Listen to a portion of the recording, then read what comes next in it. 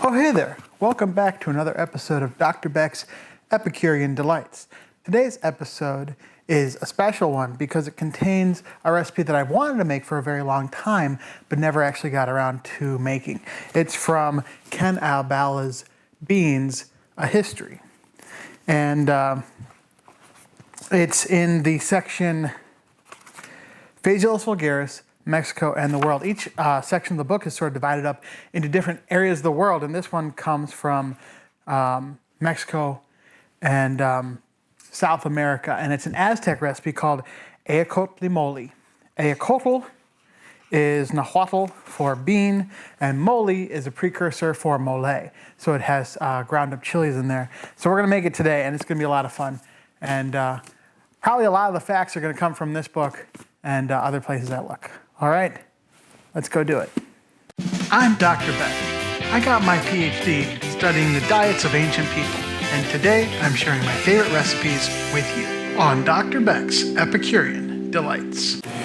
The ingredients of Ayocotlimolli, as listed in the recipe, are some dried chili peppers.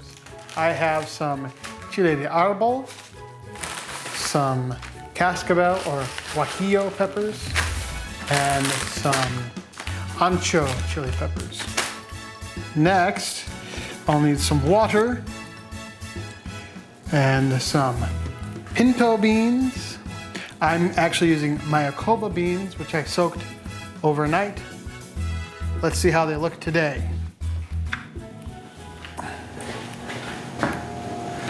There they are. They're starting to look really good. And then some posole, or hominy. There's the corn that's been nixtamalized, soaked overnight as well, ready to go. Some turkey legs. It also says, or if you like dog meat or human limbs.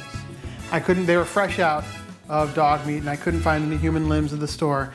I opted for some turkey breast cutlets and some turkey thighs, which I will be deboning. After that, it says some finely chopped scallions. So I have some scallions here. Now, they didn't have scallions in North America, but they probably had a lot of similar relatives in the allium family that we no longer eat today, or that are much harder to find and haven't really been cultivated. So we'll be using scallions to substitute for them.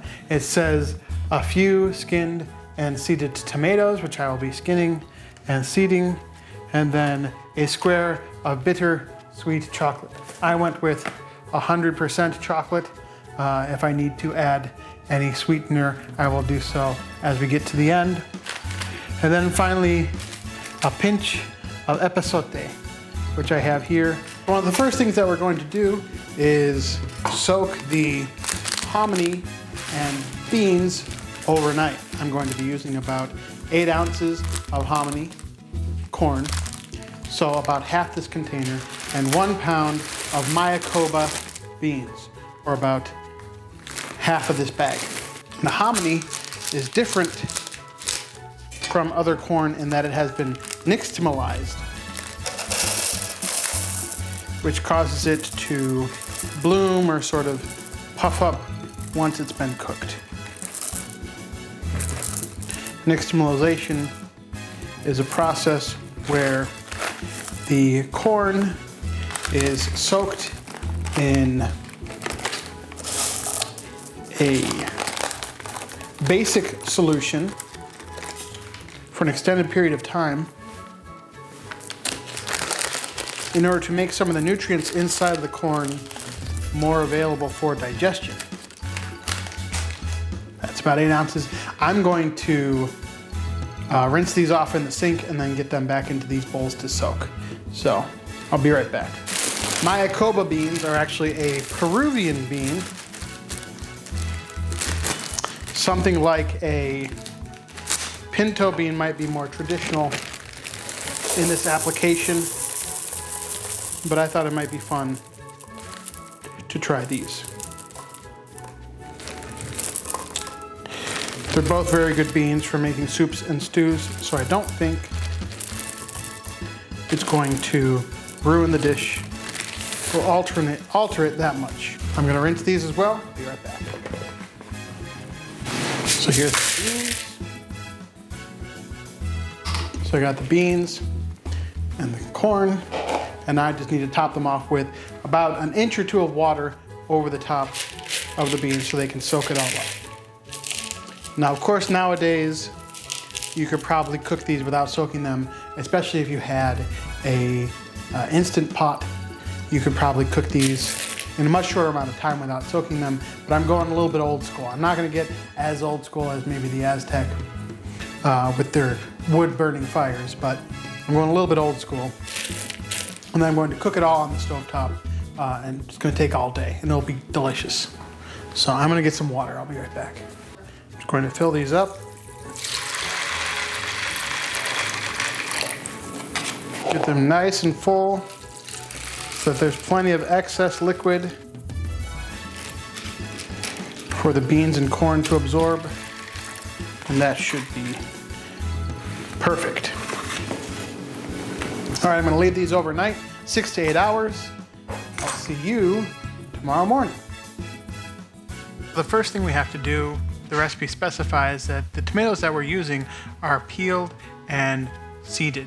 So in order to peel and seed them, we have to first score and blanch them in a pot of boiling water. As I demonstrate this process to you, let's have a botany minute about tomatoes. Tomatoes, or as they're known in their scientific name as Solanum lycopersicum, are native to South America. It is believed that they were domesticated in the Andean region, occupying narrow and isolated valleys between the coast and the Andean mountain range. Wild species can be found occupying a variety of habitats from sea level all the way up to 3,000 meters above sea level. These wild species contain a variety of genes that could increase domesticated tomatoes' ability to grow in diverse ecological circumstances, or even help them better resist various plant diseases.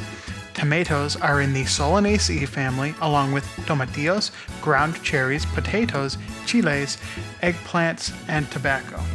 Solanaceae also contains many ornamental flowers and psychoactive plants such as datura, mandrake, and belladonna, also known as deadly nightshade.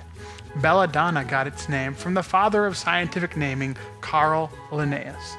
Belladonna translates to beautiful woman in Italian and speaks to the common practice at the time of extracting the juice from the berries of deadly nightshade and using the liquid as eye drops to dilate the pupils and increase a woman's appeal.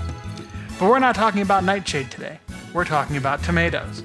Tomatoes come in a variety of shapes and sizes, from the small cherry tomatoes to the oblong Roma tomatoes to the hefty beefsteak tomatoes. The fruit of the plant, and yes, it is a fruit rather than a vegetable, is a berry. Something that Linnaeus, who also applied the scientific name to tomatoes in his book Species Plantarum, must have known, as the name that he used, Lycopersicum, translates to wolf peach. Whatever that means.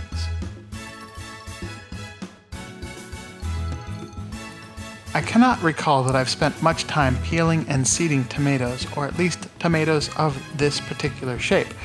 However, I feel as if I get better as the video goes on, as I get more experience and practice peeling and seeding these tomatoes. I find ways to speed up the process. With the tomatoes out of the way, I can focus on the next steps of this recipe, which is cooking the posole until it is soft. If you look at the show notes, you'll see that my order of instructions is slightly different from the ones given by Ken Albala, but I feel as if this makes it easier to cook the recipe. Ken Albala's recipe mentions that meat can be included, and he suggests either the legs of turkey, dog meat, or human flesh, if available. I chose turkey breast and turkey thighs, which I will be deboning now and cutting up into bite-sized pieces. But this does raise a question about the Aztec. Were they actually cannibals? How much eating of human flesh occurred among their civilization? Isabella Wilkos explored this very idea and found that the evidence is extremely scarce. You might remember that during the Sugar Skull episode I made, I discussed the culture of the Aztec. And while they are often considered to be extremely militaristic and bloodthirsty, and they did have a love of using human skeletons as adornment, that isn't necessarily the case that they were rampant cannibals. In fact, if cannibalism did occur among the Aztec, it's highly likely that it would have been extremely ritualized and reserved for very special individuals. What we should also remember is that a lot of the information we have concerning the Aztec comes from Spanish conquerors who had a certain level of, let's say, vested interest in trying to depict the Aztec in the least favorable light. So I have the Posole out, and now I'm working on the bean. And while those cook down, I'm going to toast lightly the peppers. I'm doing this over a grill, and I'm just going to get them directly over the coals for a couple of minutes until they start to heat up. They're going to swell up and they're going to blister a little bit. And this just gives them a little bit of flavor and also sort of activates some of the elements inside of the peppers themselves. There we go. Let those guys soak. I have the beans and the posole in here. And now we're going to add the turkey. Let that cook and combine.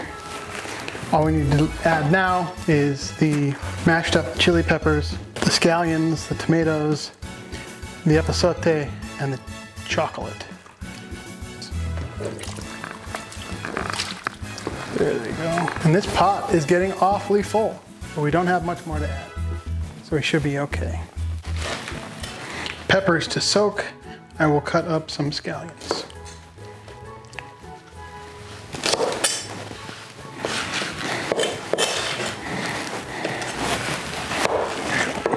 It says finely chopped, right?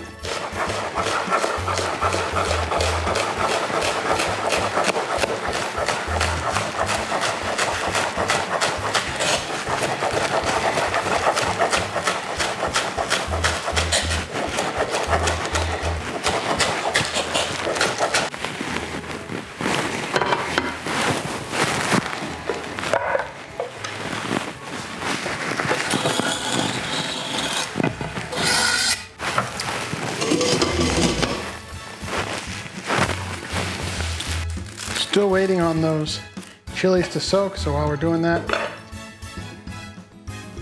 I would cut up the epazote. I've never had fresh before.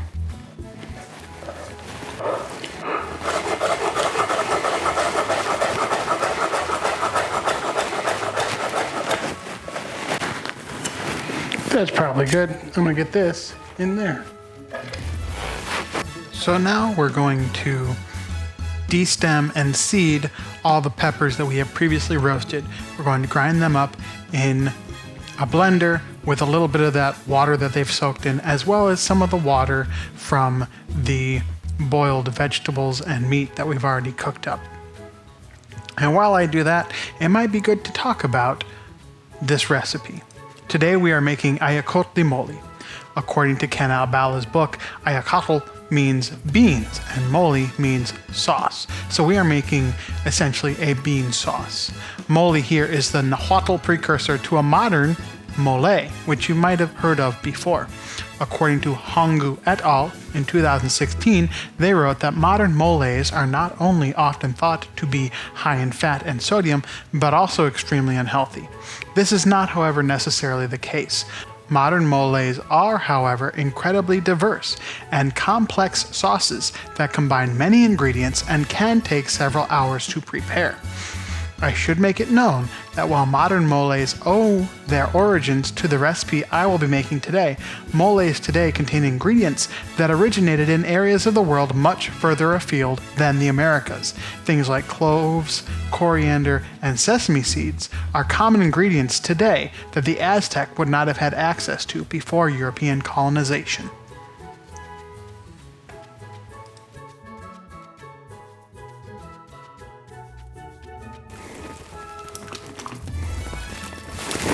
Looking good.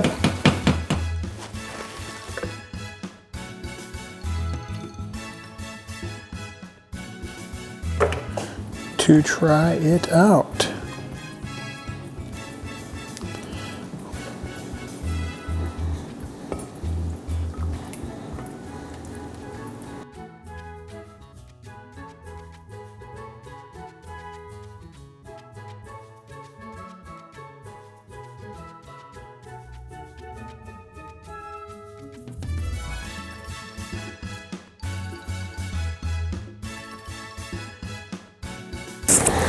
And there you have it, Aztec Ayocotlimolli. I'm really looking forward to trying this. I had to make one small concession and add a little bit of avocado, which would have been available in the area to the Aztec at the time. So I don't feel that bad about it. Let's have a taste.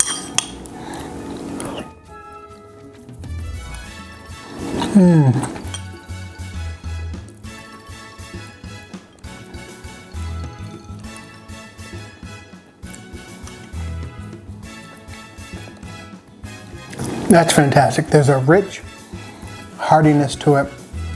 It's like a soothing comfort food stew. I absolutely love this.